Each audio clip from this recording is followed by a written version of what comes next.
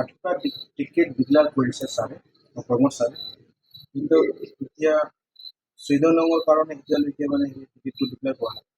যদি টিকেটটো আপুনি নাপায় তেতিয়াহ'লে আপোনাৰ মতামতটো কি ছাৰ? টিকেটটো পাব নাই? নাই, টিকেট দিয়া নিদিয়াৰ সমূহ সিদ্ধান্ত এইটো আমাৰ প্ৰমোদ বড়ো ছাৰ, BTR-ৰ মুৰব্বী আৰু পিপল দলত সভাপতি তেখেতৰ ওপৰত নিৰ্ভৰ কৰে। আৰু তেখেতৰ ওপৰত মোৰ বিশ্বাস থাকে আৰু বহুত বছৰ ধৰি তেখেতৰ লগত কাম কৰি আছো। মই আশা ৰাখিছোঁ তেখেতে এটা ভাল ডিচিশ্যন বা ভাল কনক্লুশ্যনত আহিব। এতিয়া কথাটো হ'ল কি, আমাৰ সমাজৰ কাৰণে কাম কৰি যাব লাগে আৰু কাম কৰি আমি পলিটিক্সত সোমাবলৈ আহিছোঁ। এতিয়া এনেকুৱা নহয় কি আমি প্ৰমিছৰ ওপৰত প্ৰমিছ কৰি পলিটিক্সত সোমাই যাম, এনেকুৱা নহয়। আমি কাম কৰি পলিটিক্সত সোমাই যাম। ছাৰ, আপুনি ইউপিএল হৈ আপোনাৰ সমষ্টিৰ কাৰণে বহুত কাম কৰিব। কামটো কি কাৰণে কৰিব ছাৰ আপুনি? কাম তাতো চবৰে দায়িত্ব। আমি ইয়াত যদি আছো, আমাৰ ওচৰে পাছৰে যিবিলাক অভাৱ অভিযোগ আছে এইবিলাকত পাৰ্টিত থাকিলেও কৰিব লাগে, পাৰ্টিত নাথাকিলেও কৰিব লাগে। এতিয়া মই পাৰ্টিত আছে কাৰণে আপুনি এইটো কথাটো ক'লে, কিন্তু পাৰ্টিত নাথাকিলেও আমি আগত 4 বছৰ 5 বছৰৰ মই হিষ্ট্ৰীটো চাওক, মই ফেচবুকটো খুলি চাওক, বহুত কাম এনেকুৱা কৰা আপোনালোকে দেখা পাব। মোৰ নহ'লে মোৰ যথেষ্ট কমফৰ্টেবল লাইফ আছে। মই নিজৰ জীৱন ভাল এটা জীৱন যাপন কৰি মই থাকিব পাৰো, লাক্সাৰী লাইফ মই জীয়াই থাকিব পাৰো।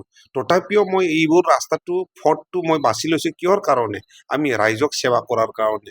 মোৰ সেৱাই মূল লক্ষ্য আৰু সেৱাৰ কাৰণে মই দলত আহিছো।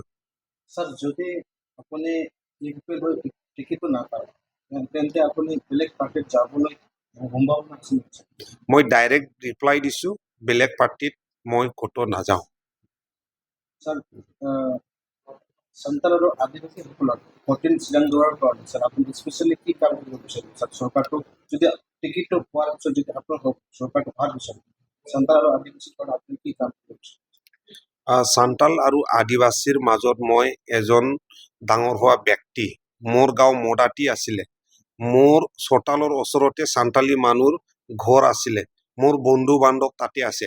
আৰু মোতকে বেছি চান্তাল জাতিক চিনা মানুহ মই আছে বুলি মই নাভাবো, কিয়নো মোৰ সৰুৰ পৰাই জন্মৰ পৰাই মই চান্তালী বিলাকৰ লগত খেলি মই ডাঙৰ দীঘল হৈছো। এতিয়াও আপুনি গাঁৱত গৈ সুধক, চাংৰাং ব্ৰহ্ম, মোক বাংৰা বুলিও কয়, গাঁৱত কেনেকুৱা আছিলে। মই তাতে জন্ম হৈছো। চান্তালী বিলাকত যিবিলাক দৈনন্দিন লাইফত জীৱন যাপন কৰাৰ যিটো অসুবিধা মই জানো।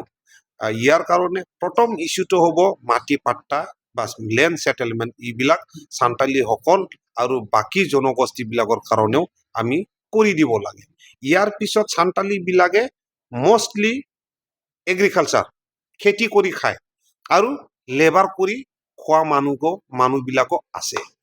এতিয়া সিহঁতৰ কাৰণে 1 নাম্বাৰ কাম জীৱনৰ কাৰণে যদি লাগে, নিজৰ জীৱনটো জীয়াই ৰখাৰ কাৰণে লাগে, এইটোতো হ'ল কি আপোনাৰ খেতি কৰা। ইয়াৰ কাৰণে বানবিলাক ভাল লাগে, দংবিলাক ভাল লাগে, এইবোৰ ঠিক কৰি দিব লাগিব।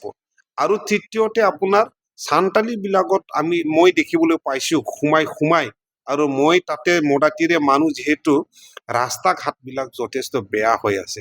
এই যথেষ্ট বেয়া হোৱা ৰাস্তাবিলাক আমি ভাল কৰাৰ কাৰণে সিদ্ধান্ত ল'ব লাগিব আৰু কৰি যাব লাগিব।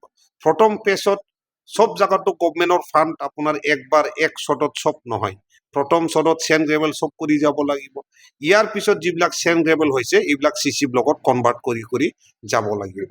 এনেকুৱা প্লানিং কৰি আমি কামটো কৰি যাব লাগিব। আৰু এটা ডাঙৰ সমস্যা চান্তালী বিলাকৰ লগত আছে, বহুতখিনি চান্তালী বিলাকে পঢ়া শুনাত তাৰমানে এতিয়াও পিছ পৰি আছে। এইবিলাক আমি চান্তালী বিলাকৰ লগত, ষ্টুডেণ্টছ ইউনিয়ন বিলাকৰ লগত, আমাৰ চান্তালী ইউথ বিলাকৰ লগত একেলগ লৈ আমি এটা এডুকেশ্যনেল চান্তালী জনগোষ্ঠীৰ মাজত এৱাৰনেছ বিলাক কামটো কৰি যাব লাগিব। ইয়াৰ কাৰণে চান্তালী জাতি মোৰ দাদা ভাই নিচিনা, মই একদম চান্তালী বিলাকৰ লগত ডাঙৰ হোৱা মানুহ। ইয়াৰ কাৰণে চান্তালী বিলাক সমস্যা মই জানো আৰু তেখেতসকলৰ কাৰণে কাম কৰিব পোৱাটো বা কাম কৰিবলৈ যে পাম, এইটো মোৰ কাৰণে মোৰ কপাল বুলি আমি ক'ব লাগিব।